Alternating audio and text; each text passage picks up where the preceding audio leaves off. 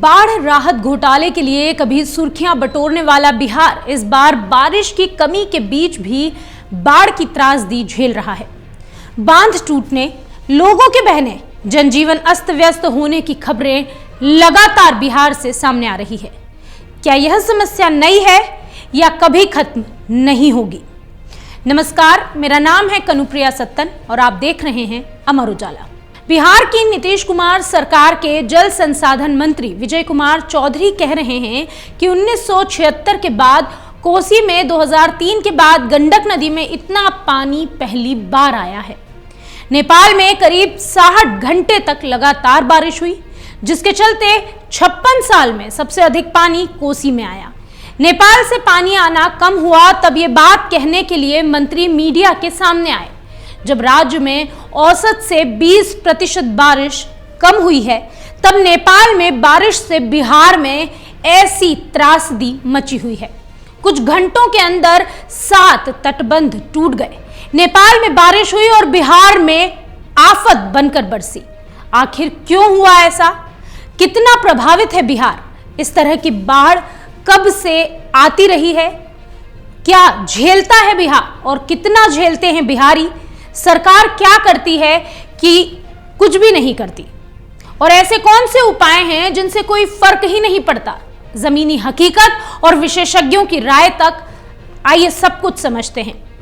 बिहार के पश्चिम चंपारण, पूर्वी चंपारण, सीतामढ़ी, शिवहर, दरभंगा, सहरसा, मधेपुरा, सुपौल, मधुबनी, पूर्णिया, अररिया, किशनगंज, गोपालगंज, सिवान, मुजफ्फरपुर के 25 प्रखंडों के 150 ग्राम पंचायतों की लगभग 2 लाख की आबादी बाढ़ से सीधे तौर पर प्रभावित हुई।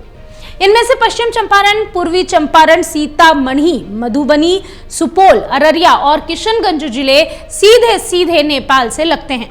हालांकि सभी जिलों में सीधे नेपाल की नदी से पानी नहीं पहुंचा है, कई जिलों में घूमकर पहुंचा है। सही तौर पर इसी कारण पानी के बारे में अंदाजा लगाना मुश्किल है, क्योंकि जहां सुपौल से कोसी की बिहार में एंट्री होती है वहां बाढ़ का असर कम है और जहां बांध टूटते गए हैं असर ज्यादा। बिहार में नेपाल से 56 साल बाद इतना पानी आया है, जिसके कारण इस बार हालत बेहद खराब नजर आ रही है। अभी तुरंत सुधार की कोई उम्मीद भी नहीं। अगर थाली को थोड़ा टेढ़ा करें और ऊपर दिख रहे भाग पर पानी गिराएं तो क्या होगा? पानी ऊपरी हिस्से में नहीं ठहरेगा, वह नीचे की तरफ जाएगा। यही होता आया है। नेपाल में बारिश होती है, उसके बैराज पर दबाव पड़ता है तो अपनी बाढ़ से बचने के लिए वह पानी को आगे बढ़ा देता है, मतलब बिहार की तरफ। अमूमन नेपाल के हर हिस्से में तगड़ी बारिश नहीं होती, लेकिन इस बार पड़ोसी देश के हर हिस्से में करीब 60 घंटे तक भारी बारिश हुई। नतीजा हुआ कि उसकी सतपकोशी नदी का पानी बिहार का शोक कही जाने वाली कोसी नदी में छोड़ा गया। सिर्फ कोसी में पानी नहीं आया, नेपाल से जितनी नदियां बिहार आ रही थी, हर एक में इसी तरह रिकॉर्ड तोड़ पानी आने लगा। यही कारण है कि कोसी के साथ साथ बागमती, लाल बकिया, गंडक, बूढ़ी गंडक, कमला, बलान, अधवारा, महानंदा, घाघरा, लखनदेई, परमान और पश्चिम कनकई नदियों का जल स्तर खतरे के लाल निशान को पार कर गया। इनमें से कई नदियों का पानी गंगा में जाता है और गंगा पहले से उफनाई हुई है।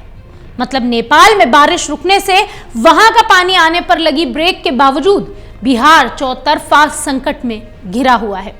नेपाल ऊपरी हिस्सा है और जब वहां उसकी जमीन नदी की क्षमता से अधिक बारिश होगी तो नीचे बिहार की ओर पानी भेजेगा ही। यह समस्या आज की तो नहीं है, यानी कि यह समस्या बेहद पुरानी है। कितनी पुरानी है इसका रिकॉर्ड मिलना भी मुश्किल है।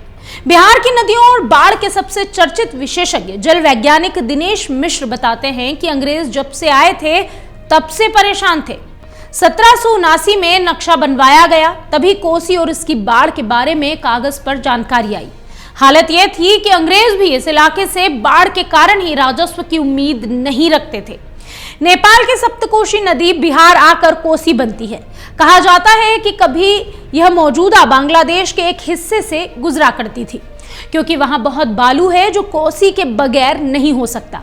बाद में कोसी पूर्णिया के पूरब से बहने लगी। अब यह सुपौल से सहरसा होकर बहती है।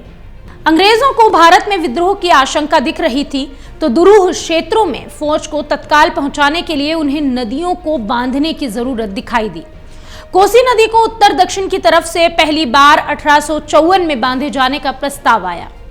नदी बाढ़ विशेषज्ञ दिनेश मिश्र कहते हैं कि पहली बार 1869 में जब कोसी को बांधा गया तो इतना जल जमाव हुआ कि हंगामा ही मच गया। बांध को तोड़ा गया। फिर हंगामा संभालने के बाद 1891 में उसे बांधने की तैयारी हुई। उस साल मई में ही बाढ़ आ गई। अंग्रेजों के समय तो इस पर बहुत बार बहस छिड़ी, बहुत बार बहस हुई। बात बनी या खत्म हुई। इंजीनियर विलियम विलकॉक्स ने कोलकाता विश्वविद्यालय में 1930 में एक लेक्चर में इसका जिक्र भी किया। हालांकि उन्होंने दामोदर नदी पर ज्यादा फोकस किया। जहां तक स्वशासन की बात है तो आजादी के आसपास भारत के शीर्ष नेतृत्व को यह जरूरी लगा। आजादी से पहले 1947 में ही दरभंगा के निर्मली में बैठक हुई थी। तब आसपास के गांवों से 60,000 लोग आए थे। नेपाल में बांध बनाने के लिए उसकी सहमति और लागत पर भी विमर्श हुआ। लागत 177 करोड़ निकली तो हाथ पांव फूलने लगे। कोसी में जलाशय सहित तटबंध बनाने का फैसला हुआ, लेकिन फिर 37 करोड़ में सिर्फ तटबंध बनने की बात हुई। तभी यह बात भी आई कि तटबंध बनाना सुरक्षित नहीं होगा। यह सब जमीन पर उतरता इसके पहले 1954 में जबरदस्त बाढ़ आई। तब 3 इंजीनियर्स की कमेटी बनाई गई। उधर भारत सरकार ने 2 अधिकारियों को होंग हो पर तटबंध की उपयोगिता सफलता को समझने के लिए चीन भेज दिया, क्योंकि उनके चीन जाने से पहले ही संसद में इस तटबंध की घोषणा हो चुकी थी। इसलिए अधिकारियों ने लौटकर इसके लिए अनुशंसा कर दी।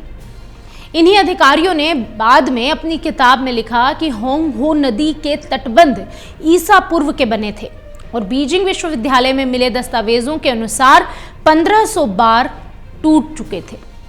उनमें 100 बार ऐसी दरार बनी कि वापस तटबंध के अंदर नहीं लाया जा सका। जो धाराएं बनी उस पर आगे जाकर तटबंध बनाए गए। 9 धाराओं पर 18 तटबंध बनाए गए। इसका मतलब तो साफ है कि तटबंध कोई रास्ता नहीं था, लेकिन उसी पर सरकार चल पड़ी। बिहार का शोक कहे जाने वाली कोसी नदी ने तटबंधों के टूटने पर 1981, 84, 87 में बहुत बड़ा हिस्सा से प्रभावित हुआ।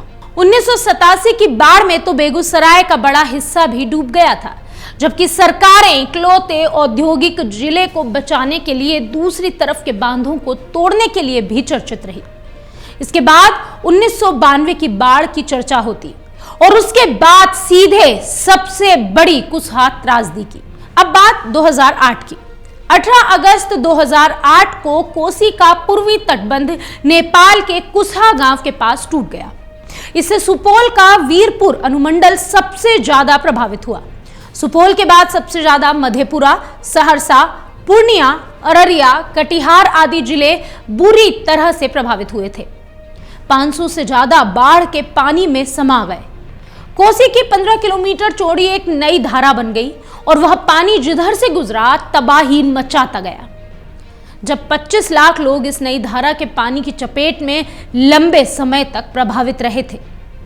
बिहार के सुपौल, सहरसा, मधेपुरा, सीतामढ़ी, शिवहर, मधुबनी के साथ साथ दरभंगा, पूर्वी चंपारण, पश्चिम चंपारण की अगर बात करें, या मुजफ्फरपुर, किशनगंज, अररिया, पूर्णिया, कटिहार, खगड़िया आदि जिलों की अर्थव्यवस्था पर भी बाढ़ हर साल करारा प्रहार करती रही है। अंग्रेज कोसी की बाढ़ के कारण सुपौल, सहरसा, मधेपुरा के साथ साथ कटिहार, किशनगंज, अररिया, पूर्णिया और कटिहार, खगड़िया आदि के हिस्सों को राजस्व के मामले में कमजोर मानते रहे थे। तब इनमें से कई जिले नहीं थे, बल्कि किसी जिले का हिस्सा थे। आज ये सभी जिले हैं, लेकिन इनकी अर्थव्यवस्था आज भी बाढ़ के कारण प्रभावित ही रहती है। इन इलाकों के मजदूर भारी संख्या में परदेश में कमाने के लिए चले जाते हैं। जो रहते हैं वो बेहद बुरी स्थिति में सिर्फ काम चलाते हैं। सरकारी योजनाओं का लाभ नहीं मिले तो खाना भी मुश्किल वाली स्थिति रहती है। यह मकई और धान का क्षेत्र है। मक्के की फसल सबसे ज्यादा इसी इलाके में होती है। फसल का बड़ा हिस्सा नदियों के पेट, नदी की धारा हटने से खाली जमीन में उपजाया जाता है, जिससे पास में अपनी जमीन नहीं है वो पूरी तरह केवल और केवल भगवान के भरोसे होकर नदी की जमीन पर खेती करते हैं। इस बार की बाढ़ की अगर हम बात करें तो मक्के की फसल पूरी तरह से बर्बाद हुई, धान की बर्बादी हुई और खगड़िया तक इसका असर है। अभी ज्यादातर जिलों में बाढ़ से हुए फसलों के नुकसान का अनुमान लगाया जा रहा है, क्योंकि कई बार जल्दी पानी निकलने पर बहुत सारा फसल वापस उठ भी जाता है। वैसे फिलहाल नुकसान तो साफ नजर आ रहा है। उदाहरण के तौर पर बात करें तो दरभंगा से जानकारी मिल रही है कि बाढ़ से कुल 7,000 हेक्टेयर में लगाई गई फसल को नुकसान हुआ। नेपाल में अरसे से बांध बनाने की बात हो रही है, करीब 800 फीट ऊंचा बांध। इस बांध को नेपाल के पहाड़ी क्षेत्र में ही बनाने की बात की जा रही है ताकि पानी वहीं बांध दिया जाए। लेकिन नेपाल की शर्त है कि भारत को अगर ऐसा करना है तो वहां के 60,000 लोगों के पुनर्वास की ठोस पहल करें, मतलब जीविका का स्रोत दे।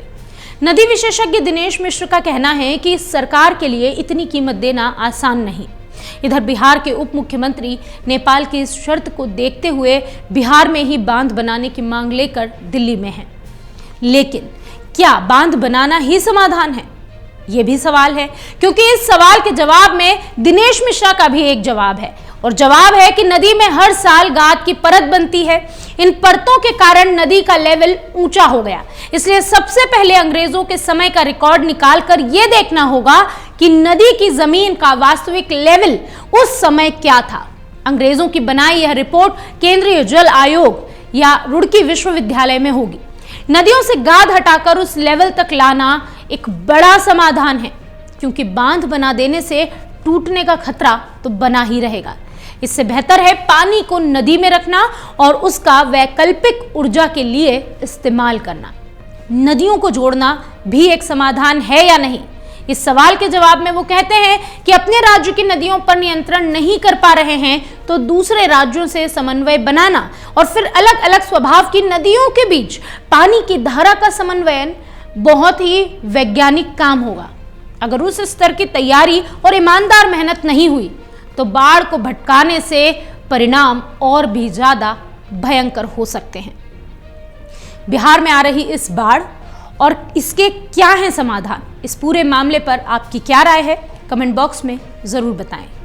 अगर आप ये वीडियो YouTube पर देख रहे हैं तो हमारे चैनल को सब्सक्राइब करें और बेल आइकन को दबाना ना भूलें। अगर आप Facebook पर ये वीडियो देख रहे हैं तो हमारे पेज को लाइक करें।